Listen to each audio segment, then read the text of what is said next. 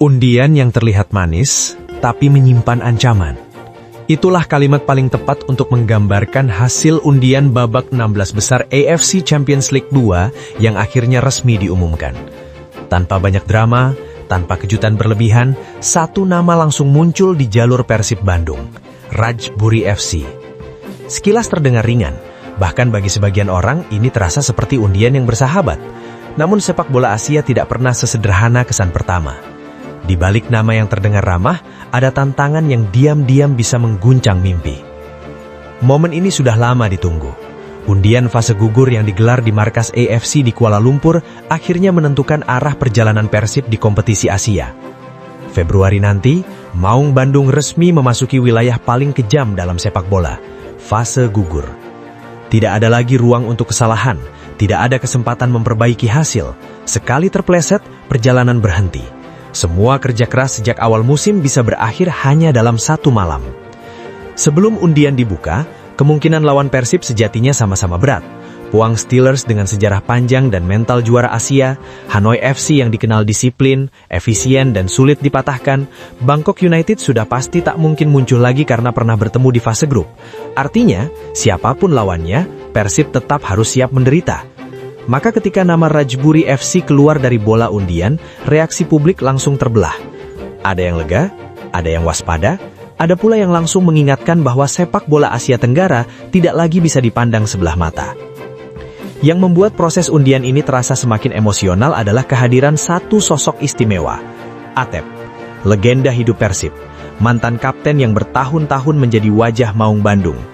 Ia hadir sebagai undangan AFC, membawa memori panjang tentang perjuangan Persib di masa lalu.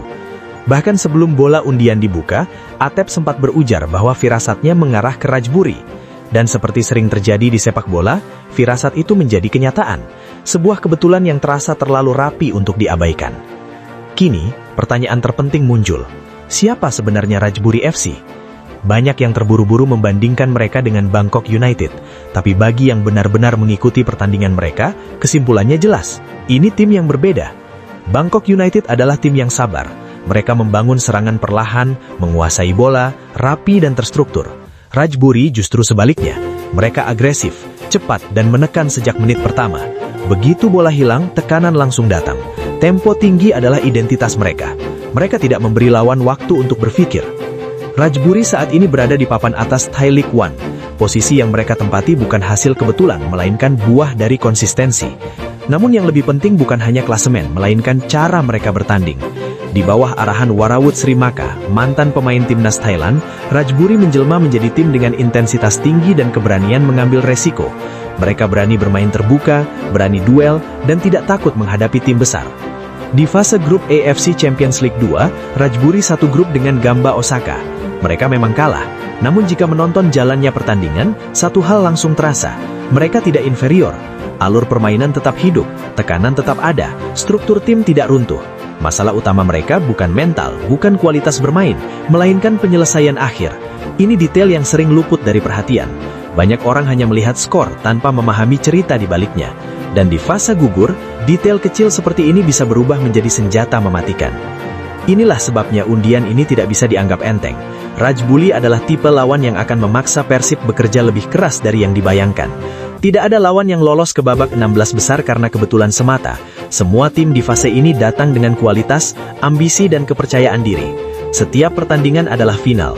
Tidak ada istilah bermain aman, tidak ada menabung tenaga. Semua ingin melangkah sejauh mungkin. Bagi tim-tim Asia Tenggara, pencapaian di level ini memiliki dampak besar. Finansial, peringkat AFC, exposure internasional, hingga kepercayaan diri pemain. Dan sekarang kita bicara tentang Persib. Maung Bandung sejatinya sudah mencatat sejarah. Lolos dari fase grup saja sudah memenuhi target awal. Itu pencapaian yang patut diapresiasi. Namun di sepak bola, ketika kamu sudah sampai di satu titik, keinginan untuk melangkah lebih jauh selalu muncul. Siapa yang tidak ingin melihat Persib menembus kuarter final? Siapa yang tidak bermimpi melihat bendera biru berkibar lebih lama di panggung Asia?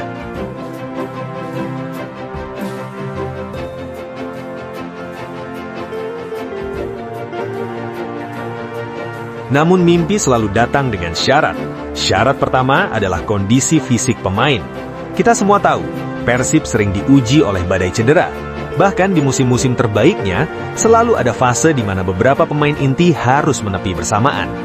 Di level Asia, situasi seperti ini bisa langsung mengubah arah pertandingan. Sedikit kehilangan keseimbangan, lawan langsung menghukum. Syarat kedua adalah konsistensi. Ini terdengar klise, tapi justru paling sulit. Bermain bagus satu laga tidak cukup.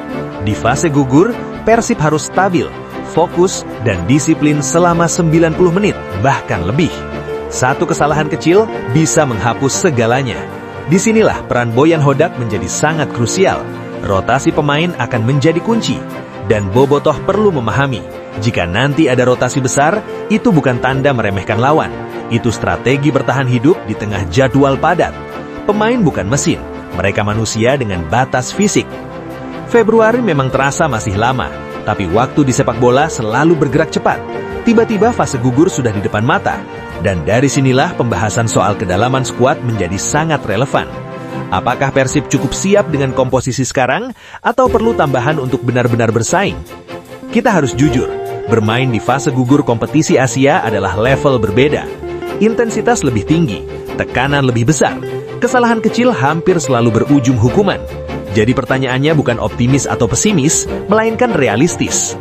Di fase grup, Persib memang lolos, tapi jalannya tidak selalu mulus. Ada laga yang dimenangkan dengan susah payah, ada momen tertinggal lebih dulu, ada comeback yang menyelamatkan. Itu patut diapresiasi, tapi juga harus menjadi catatan.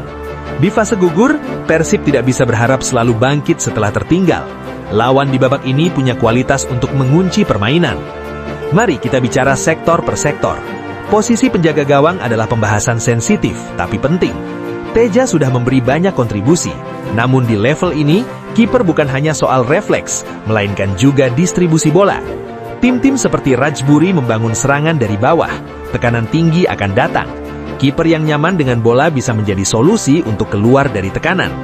Menambah opsi di posisi ini bukan berarti mengganti yang ada, melainkan menjaga kualitas jika situasi darurat terjadi. Lini belakang juga tak kalah krusial. Isu soal Nick Kuipers Barba tentu membuat banyak bobotoh was-was. Jika sampai benar terjadi perpisahan, itu bukan kehilangan biasa. Barba adalah bek dengan karakter kuat, berani menekan dan memiliki kualitas build-up. Di Asia, bek yang ragu mengambil keputusan akan langsung diserang. Persib membutuhkan bek yang tidak hanya jago bertahan, tapi juga tenang di bawah tekanan. Lini tengah sering dianggap aman, tapi justru disinilah keseimbangan tercipta. Persib butuh gelandang dengan kemampuan pressing dan duel kuat. Pemain yang mau bekerja kotor, menutup ruang dan memberi perlindungan. Dominasi Persib di masa kejayaan selalu lahir dari lini tengah yang solid. Dan di kompetisi Asia, sektor ini menjadi medan perang utama. Lini depan adalah bagian yang paling sering disorot, bukan karena kualitas individu buruk, melainkan efektivitas. Peluang tercipta tapi penyelesaian belum maksimal. Di level Asia, satu peluang emas yang terbuang bisa menjadi penyesalan panjang. Persib membutuhkan penyerang yang klinis, tidak harus banyak sentuhan, tapi satu sentuhan bisa jadi gol. Entah striker murni atau pemain sayap tajam, tambahan di lini depan terasa sangat penting. Sekarang kita bicara target realistis. Jika Persib bisa menembus perempat final, itu sudah luar biasa. Jika sampai semifinal, itu pencapaian besar untuk sepak bola Indonesia. Target awal klub memang sudah tercapai. Selebihnya adalah bonus, tapi bonus yang bisa mengubah banyak hal. Exposure klub meningkat, daya tarik sponsor bertambah, kepercayaan diri pemain naik, dan nama Persib semakin dikenal di Asia. Sebagai pecinta sepak bola Indonesia, kita tentu ingin wakil kita melangkah sejauh mungkin. Tidak harus juara, tapi memberi perlawanan, menunjukkan identitas, membuat lawan berpikir dua kali. Itu saja sudah membanggakan. Kini bola ada di tangan manajemen dan tim pelatih. Bursa transfer akan menjadi penentu.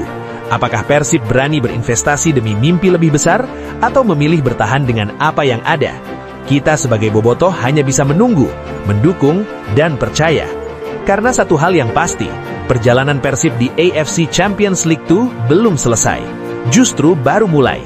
Dan di balik undian yang terlihat manis ini, tersimpan ujian yang akan menentukan seberapa jauh Maung Bandung bisa melangkah. Hidup Persib, hidup sepak bola Indonesia.